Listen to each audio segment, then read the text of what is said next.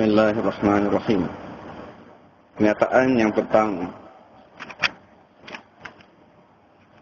Ini dalam muka surat 11, dia kata muka surat 9, dia kata permulaan. Muka surat 13, kenyataan yang pertama. Muka surat 19, kenyataan yang kedua. Dan seterusnya kenyataan ketiga dan kenyataan yang keempat dan seterusnya. Jadi penulis radhiyallahu ta'ala anhuma menggunakan istilah yang sama. Maksudnya dia dalam membahaskan tentang hukum akal di dalam kenyataan yang pertama. Seterusnya penulis dia akan membahaskan tentang alam semesta yang menunjukkan kepada kewujudan Tuhan. Yang itu dia letakkan dalam kenyataan yang kedua. Lepas itu dia dalam kenyataan yang ketiga mengenal Tuhan dan mengetahui sifat-sifatnya. Jadi sebagai makluman, kenyataan pertama, kedua dan ketiga ni. Kenyataan yang pertama dan kedua, dia merupakan muqaddimah bagi ilmu tauhid juga. Jadi yang sebenar-benar perbahasan ilmu tauhid ni pada muka surat 27. Maksudnya muka surat 27 yang penulis kata sebagai kenyataan yang keempat. Di situ benarnya bermula perbahasan yang khusus membincangkan tentang sifat-sifat Allah Subhanahu wa ta'ala. Tapi kalau yang sebelum-sebelum ni ataupun yang kita nak baca sekarang muka surat 13 ataupun yang nak dibaca dalam muka surat 19, kenyataan pertama, kedua dan ketiga ni, kesemuanya lebih kepada muqaddimah.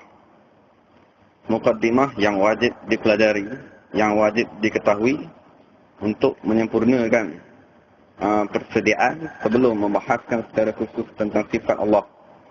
Kerana sekiranya muqaddimah tadi tak diketahui, maka amat sukar memahami sifat-sifat Allah Subhanahu wa ta'ala. Jadi yang wajib asli, yang wajib dipelajari ini muka surat 27. Itu asal.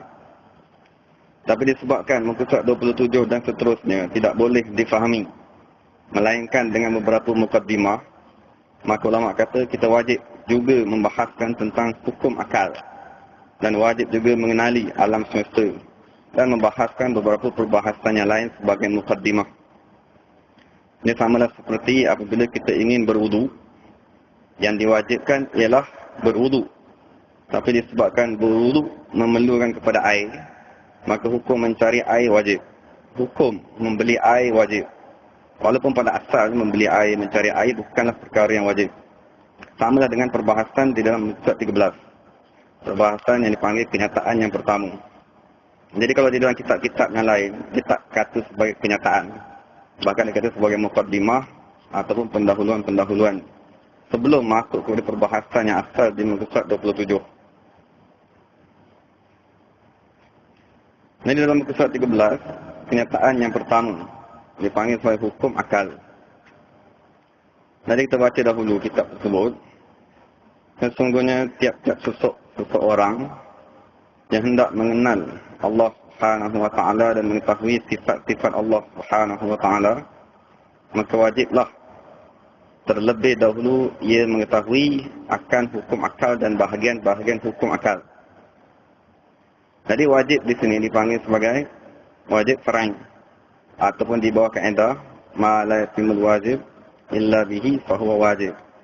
Maksudnya sesuatu perkara wajib yang lain tidak akan sempurna melainkan dengan sesuatu perkara tambahan, maka perkara tambahan tersebut juga menjadi wajib. Jadi wajib kita mengetahui hukum akal dan bahagian-bahagiannya akan dibincangkan nanti, kerana hukum akal tersebut menjadi neraca bagi hendak, maksudnya bagi mereka yang hendak menghukumkan sifat-sifat Allah Subhanahu wa ta'ala yang diperintahkan oleh Allah Subhanahu wa ta'ala agar mukallaf mengenal sifat-sifat tersebut. Jadi dikata sini, sekalipun permulaan yang wajib, permulaan perkara yang wajib atas setiap mukallaf ialah mengenal Allah. Maksud mengenal Allah Subhanahu wa taala dengan segala sifat. Tetapi permulaan wajib untuk mengenal sifat-sifat Tuhan itu ialah dengan mengetahui hukum-hukum akal. Jadi walaupun perbahasan yang wajib diketahui ialah mengetahui sifat Allah Subhanahu wa taala, tapi sebagaimana telah diberitahu, wajib kita mengetahui tentang hukum akal dan istilah-istilahnya, supaya kita dapat membahaskan sifat Allah Subhanahu wa taala dengan lebih terperinci dan lebih faham. Jadi untuk pengetahuan, perbahasan tentang hukum akal ini bukanlah perkara yang susah. Kerana setiap kita yang datang ke masjid ni ialah kerana kita berakal. Kiranya tidak berakal, maka mungkin tidak akan datang ke masjid, pergi ke tempat-tempat yang lain. Jadi akal dimiliki oleh semua manusia, selagi mana akal tadi tidak ditarik oleh Allah Subhanahu wa taala. Cuma di dalam pengajian ilmu tauhid, akal yang ada di dalam setiap orang tadi yang telah dikurniakan oleh Allah Subhanahu wa taala, akal ni dibincangkan secara tersusun. Dibincangkan tentang ta'rif, kan dibincangkan tentang pembahagian dan sebagainya. Jadi dalam tajuk ni, kenyataan yang pertama, kita ada dua lafaz. Lafaz pertama ialah hukum, dan lafaz kedua ialah akal.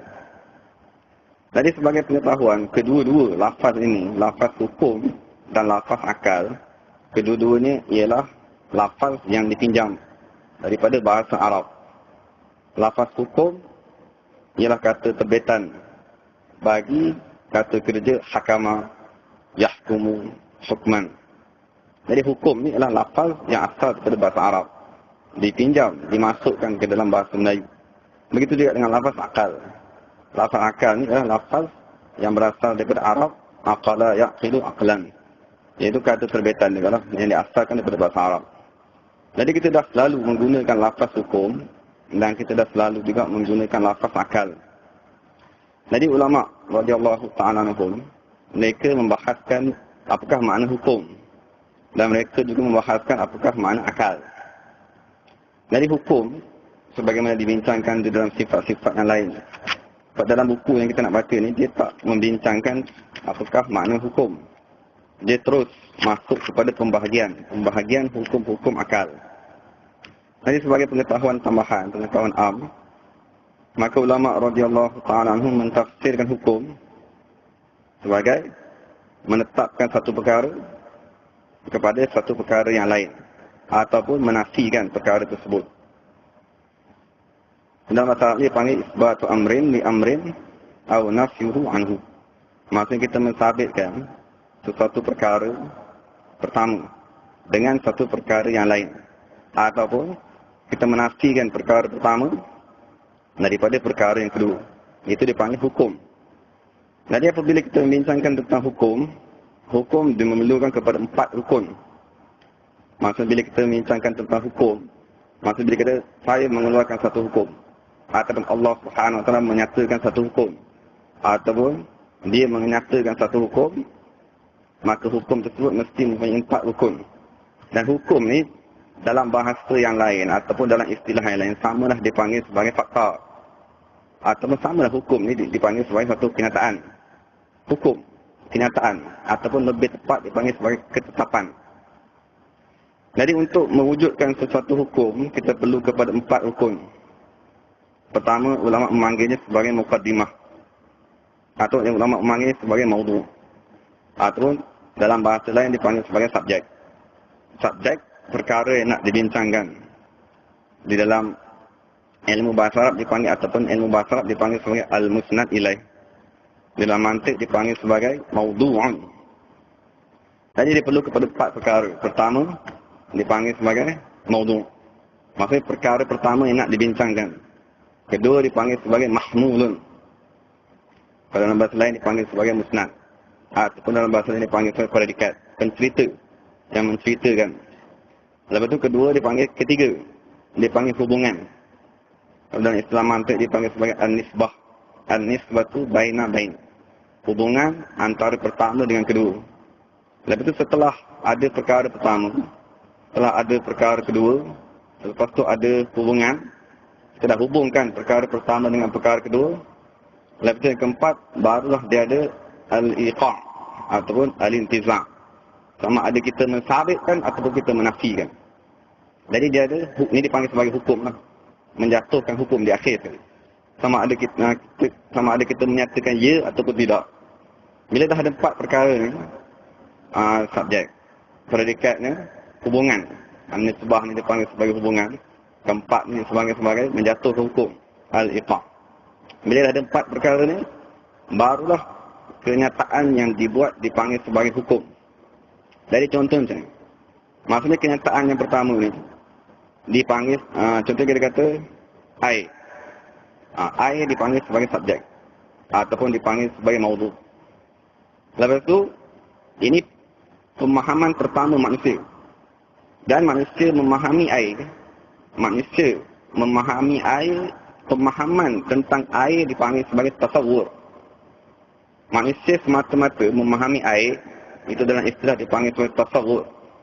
Selepas tu, bila kita dah memahami air, faham. Air kita dah kenal. Air ni macam ni rupanya.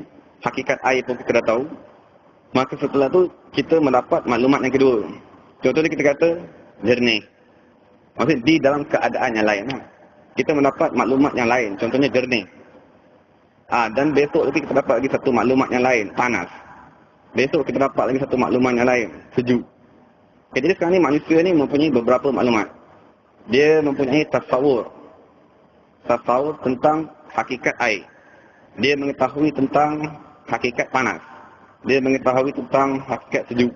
Mengetahui tentang hakikat masin dan sebagainya. Jadi ini semua maklumat yang berasingan. Air tak semestinya dicantumkan dengan panas. Panas tak semestinya dicantumkan dengan air. Air tak semestinya dicantumkan dengan sejuk.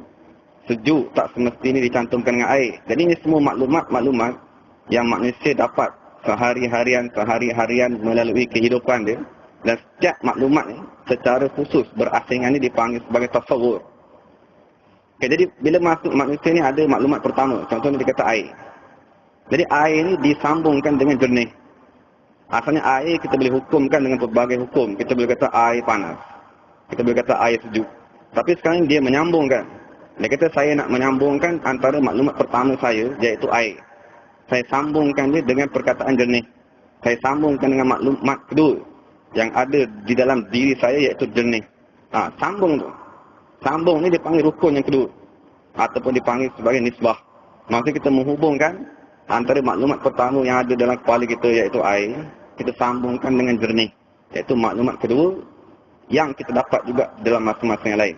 Jadi masa sekarang ni air dah bersambung dengan jernih. Kita dah menyatakan air jernih.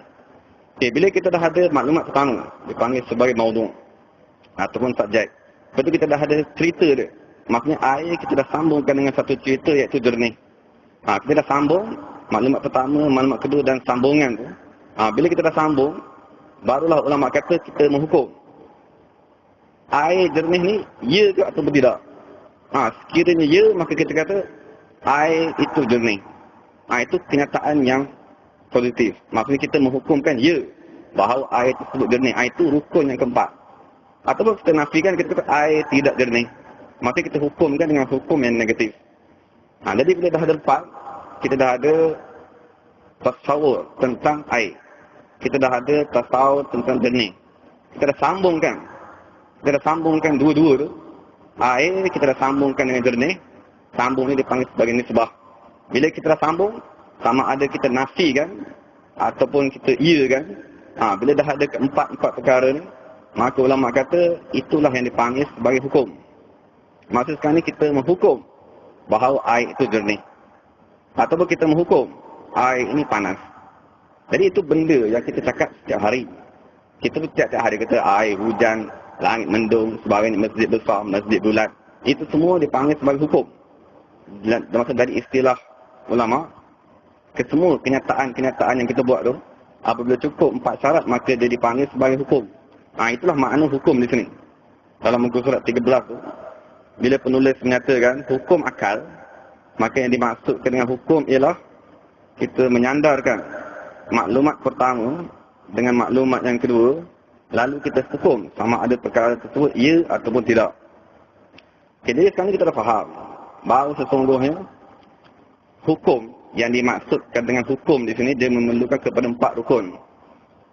Maudhu, mahmul, nisbah dengan al-iqam ataupun al-intizam. Hukum ni. Jadi soalannya sekarang ni kita membuat kenyataan air jernih. Maka kita bertanya, siapa yang menghukumkan air itu jernih? Atau kita membuat kenyataan bumi bulat.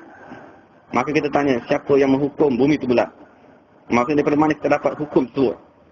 Atau kita keluarkan lagi satu kenyataan, solat wajib. Maka kita tanya, daripada manakah hukum tersebut datang? Atau kita kata 5 kilo lebih berat daripada 3 kilo. Itu kita kata hukum itu datang daripada mana? Setelah kita memahami hukum, kita ada perkara pertama yang disambungkan dengan perkara kedua.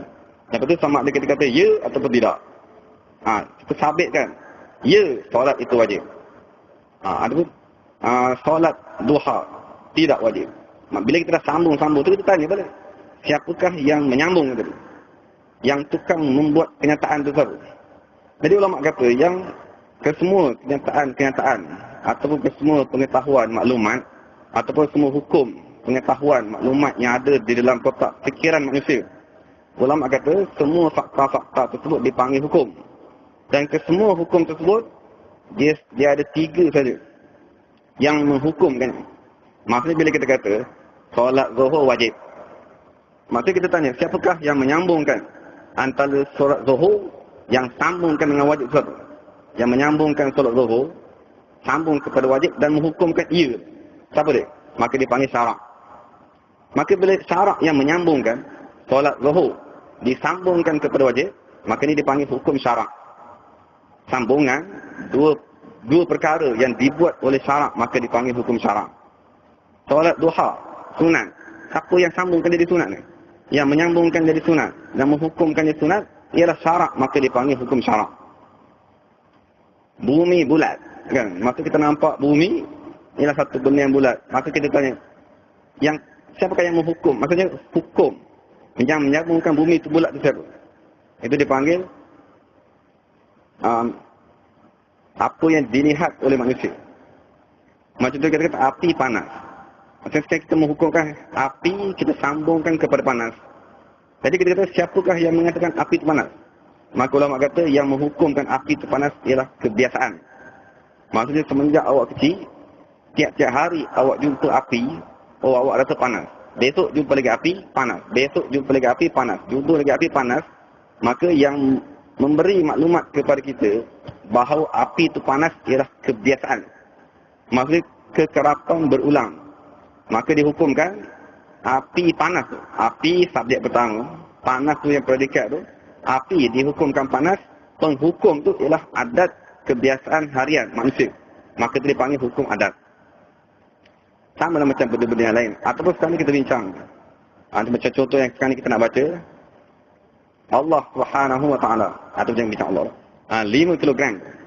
Maksudnya 5 kilogram lebih berat daripada 3 kilogram. Maka ini dipanggil yang menghukumkan 5 dengan 3. 5 kilogram mesti lebih berat daripada 3 kilogram. Ini hukumnya datang daripada akal manusia. Maksudnya memang betul manusia melihat. Manusia, mata dia nampak kan 5 kilogram, ini 3 kilogram. Tapi yang menghukumkan secara tepat 5 lebih berat daripada 3 itu dipanggil akal. Kerana akal apabila dia kata ada satu nombor yang besar berlawan dengan satu nombor yang kecil, maka berat dengan nombor yang besar mesti lebih berat daripada nombor yang kecil. Jadi sekarang ulama berkata semua kenyataan ataupun semua fakta ataupun semua ilmu ataupun semua maklumat yang ada di dalam kepala manusia yang tukang menyambung ataupun penghukum antara dua kenyataan tersebut sama ada akal. Maksudnya akal menghukumkan perkara tersebut ataupun syarak yang menghukumkan perkara tersebut ataupun adat yang menghukumkan perkara tersebut. Jadi bila kita pergi kepada syarak, hukum syarak senang sebab kita belajar daripada kecil. Hukum syarak dia panggil ada 5. Syarak kadang-kadang menghukumkan wajib. Syarak kadang-kadang menghukumkan harus. Syarak kadang-kadang menghukumkan makruh. Syarak kadang-kadang menghukumkan haram dan harus. Ini senang. Adat, bila kita kata hukum adat, api panas, itu adat ke apa? Api panas, maka syarak adat menghukumkan sebagai wajib mesti. Sebab adat kata, selama berpuluh-puluh tahun, adat melihat api tersebut panas. Maka hukum api tersebut panas di sisi adat. Di sisi adat, dia kata ialah satu benda yang mesti. Wajib, satu benda yang mesti berlaku. Cuma sekarang ni kita kena faham bahawa kemestian ataupun kewajipan api tersebut panas dihukumkan melalui adat. Maksudnya adat yang menghukumkan bahawa api tersebut panas, bukannya syarak dan bukannya akal. Jadi kita kena tahu, bila sesuatu hukum yang dibuat oleh adat, maka dia menerima perubahan. Apa saja ketetapan yang dibuat oleh adat, walaupun dah berpuluh-puluh tahun, kita melihat api itu panas, dan kita menghukumkan dari segi adat bahawa api wajib panas. Tapi ulama kata, walaupun adat menghukumkan wajib, tetapi kita kena mengetahui bahawa segala hukum yang dibawa oleh adat boleh berubah. Maksudnya, walaupun selama berpuluh-puluh tahun kita melihat api itu panas, dan kita hukumkan wajib, dari segi adat kebiasaan bahawa api tersebut panas, tetapi api tersebut boleh berubah menjadi sejuk. Jadi hukum, kita sandarkan api panas. Kita kata hukum ni wajib, maknanya mesti. Satu kemestian daripada segi adat bahawa api tersebut mesti wajib.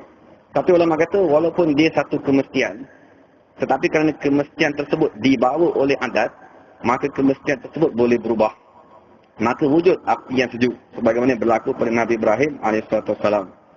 Tapi sekiranya perbahasan yang kita bincangkan dikaitkan dengan akal, hukum akal dia tidak akan berubah. Maksudnya apabila akal menghukumkan 3 lebih besar daripada 2, akal menghukumkan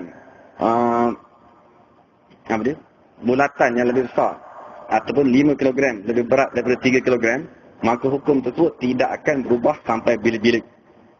Itu perbezaan antara hukum yang dibuat oleh akal dengan hukum yang dibuat oleh adat. Jadi itu mukadimah tentang lafaz hukum. Maka lafaz hukum yang selama ni kita sebut, dia ialah asal daripada lafaz Arab. Dan lafaz hukum, apabila ulama membincangkan tentang penghukum.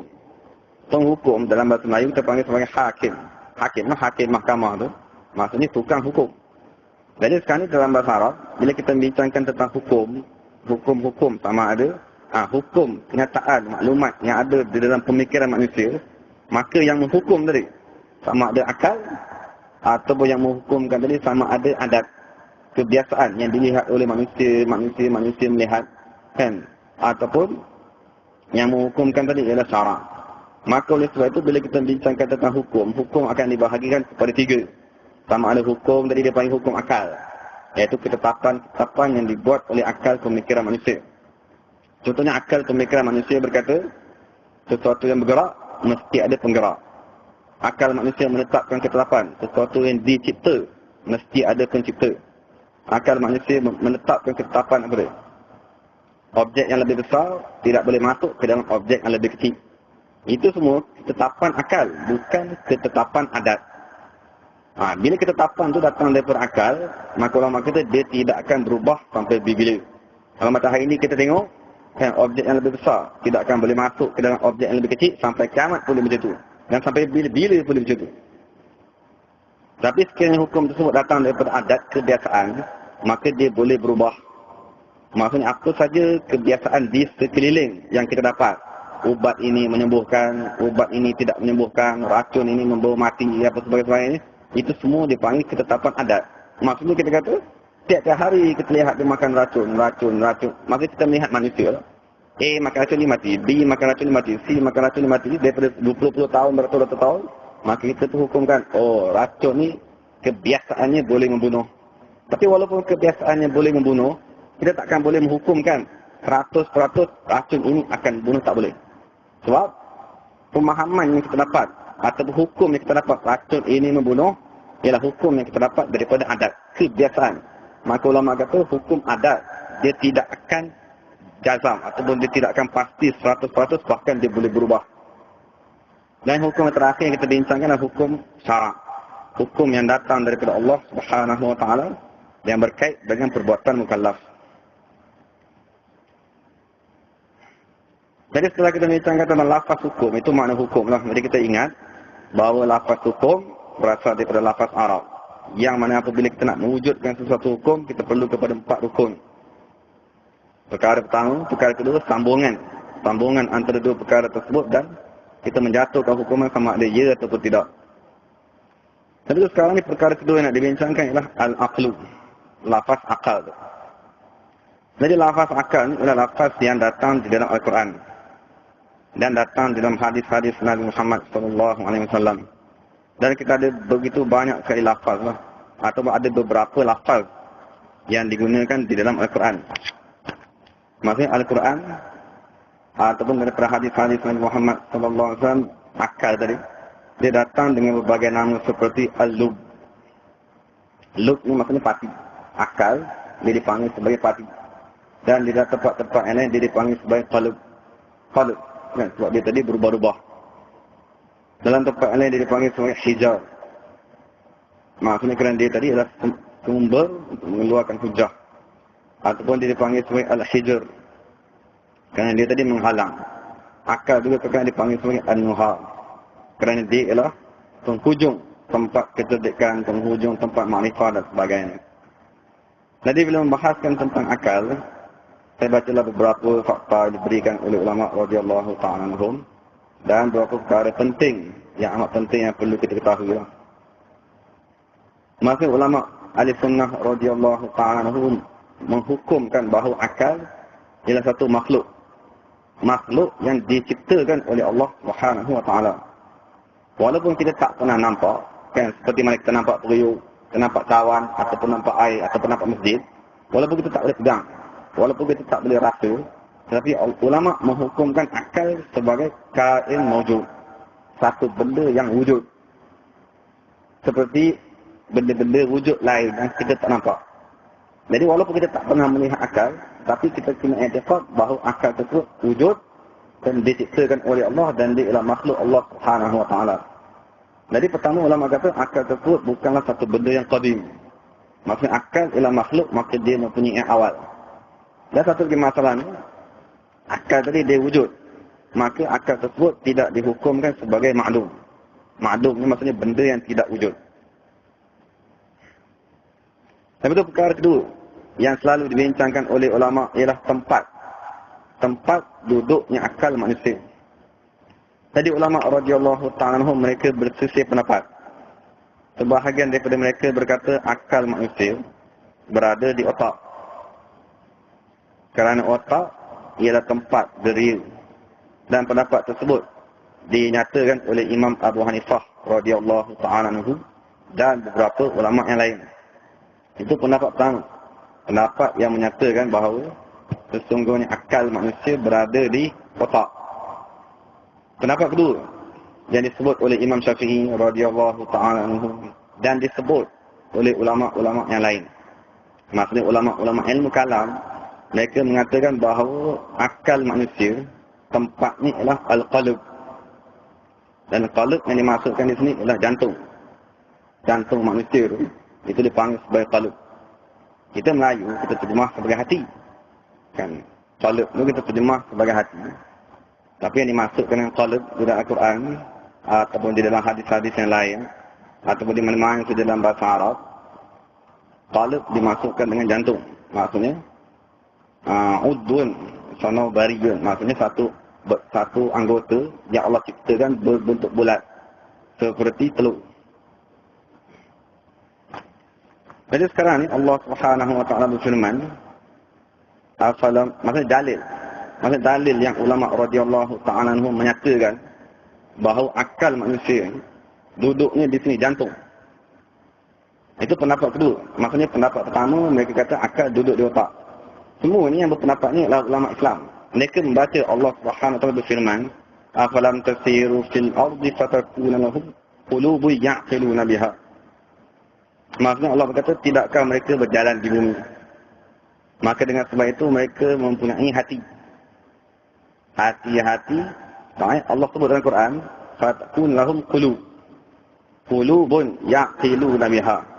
Mereka mempunyai hati-hati yang mereka tadi boleh berakal. Qulub ni maksudnya jantung. Jantung ni di sini. Lalu Allah berkata jantung-jantung yang mereka berakal. Yaqiluna biha. Mereka berakal dengan jantung tersebut. Dan dalam ayat yang lain Allah berfirman, inna fi dzalika ladzikra liman kana lahu qalb. Sesungguhnya pada kenyataan tersebut ada peringatan bagi mereka yang mempunyai qalbun. Qalbun bila ulama terjemahkan adalah jantung di sini. Hati manusia ni jantung lah. Ala wa inna fil jasadi mudghah, ini dalam hadis yang lain. Rasul memberitahu bahawa ketahuilah bahawa sesungguhnya di dalam jasad manusia ada seketul daging, sekiranya daging tersebut elok, maka eloklah keseluruhan jasad, dan sekiranya daging tersebut rosak, maka rosaklah keseluruhan jasad. Dan ketahuilah bahawa jasad tersebut ialah, itu dipanggil sebagai qalb, hati. Jadi ulama radhiyallahu ta'ala, Imam Syafi'i dan ulama-ulama yang lain, mereka berpendapat bahawa akal manusia tadi dia terletak di sini. Jadi Imam Syafi'i berkata, maksudnya orang tanya soalan, kita ketuk kepala orang atau kita hantuk kepala dia di dinding, maka akalnya hilang akal ataupun gila ataupun sebagainya. Maka imam seperti Imam Syafi'i dia kata apa? Allah Subhanahu wa taala mencipta adat. Maksudnya Allah membentuk satu kebiasaan bahawa sesungguhnya akal manusia akan rosak apabila rosaknya otak. Tetapi dia kata akal bukan terletak di otak. Akal terletak di sini, di bahagian jantung ni. Dan Imam Syafi'i kata benda tersebut bukanlah satu benda yang mustahil di sisi Allah Subhanahu wa taala.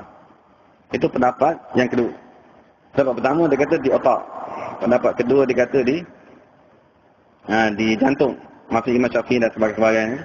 Dan pendapat yang ketiga daripada Imam Abu Hasan Asy'ari radhiyallahu ta'ala anhu dan sebahagian ulama yang lain, dia kata akal manusia itu ialah ilmu.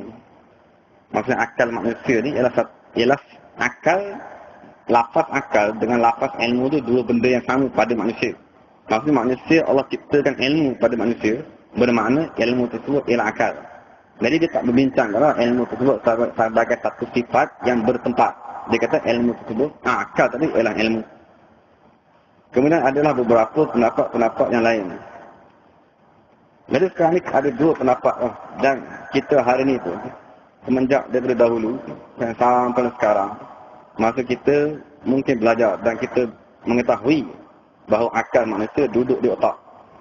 Cuma sekarang ni untuk pengetahuan, maka sekiranya kita sebagai ulama-ulama seperti Imam Abu Hanifah radhiyallahu ta'ala anhu, mereka menghukumkan akal manusia duduk di otak, tetapi mereka mempunyai takwil. Maksudnya mereka tadi mempunyai alasan mereka tersendiri. Tapi yang menjadi masalah ialah sebahagian golongan yang mendustakan ayat Al-Quran.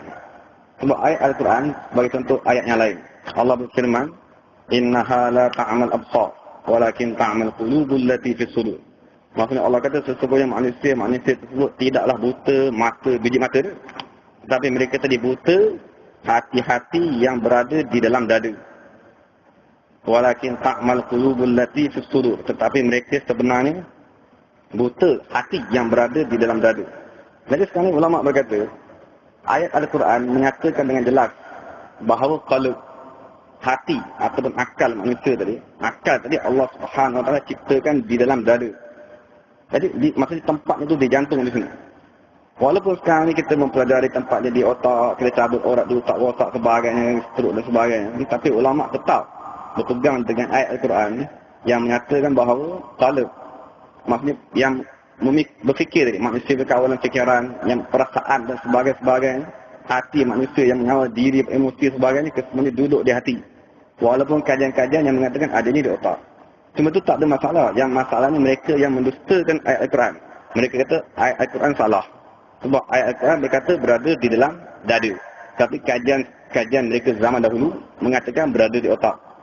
Dan mereka mendustakan Rasulullah. Kerana Rasulullah kata di dalam manusia ada satu daging, serupa daging yang apabila rosak seluruh, dan apabila baik, dan itu adalah dipanggil qalb.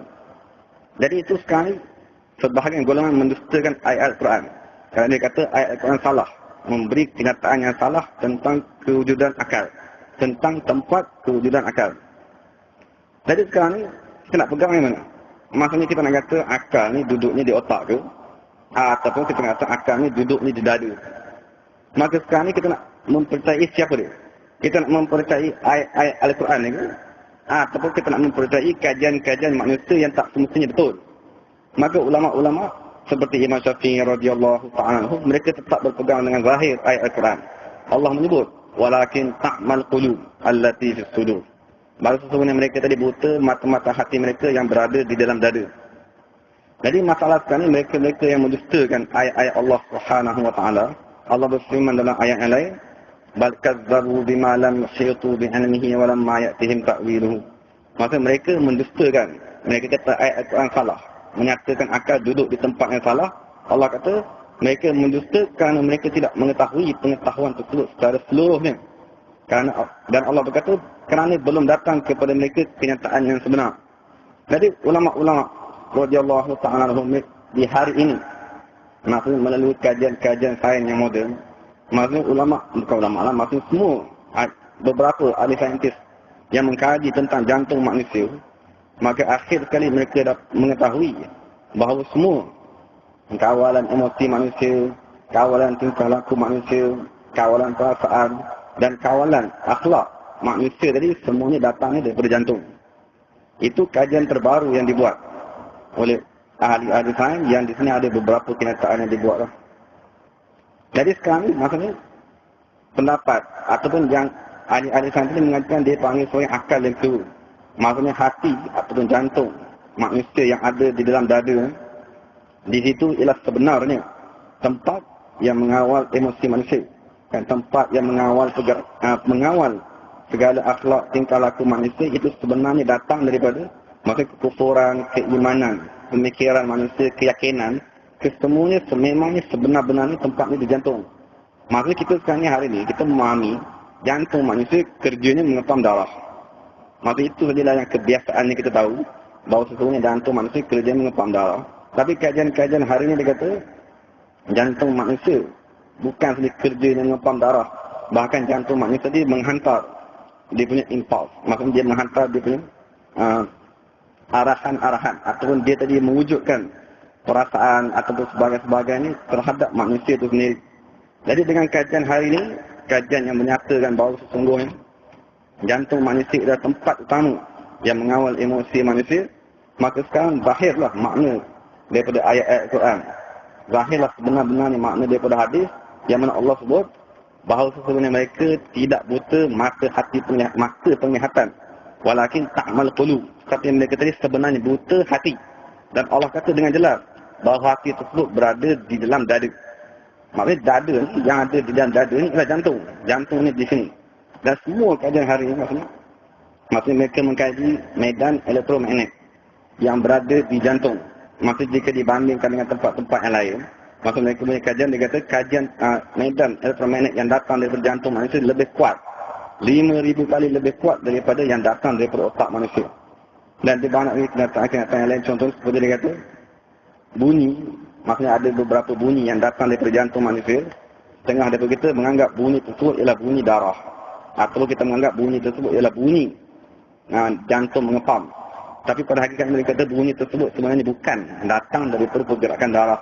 Tapi bunyi tersebut datang daripada satu bunyi yang lain yang memberi respon kepada, memberi arahan-arahan kepada anggota-anggota manusia yang lain.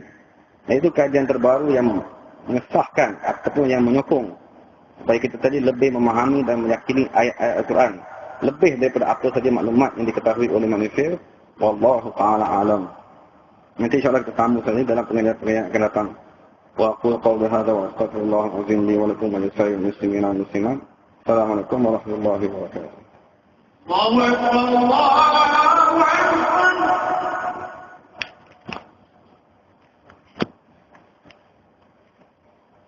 Allah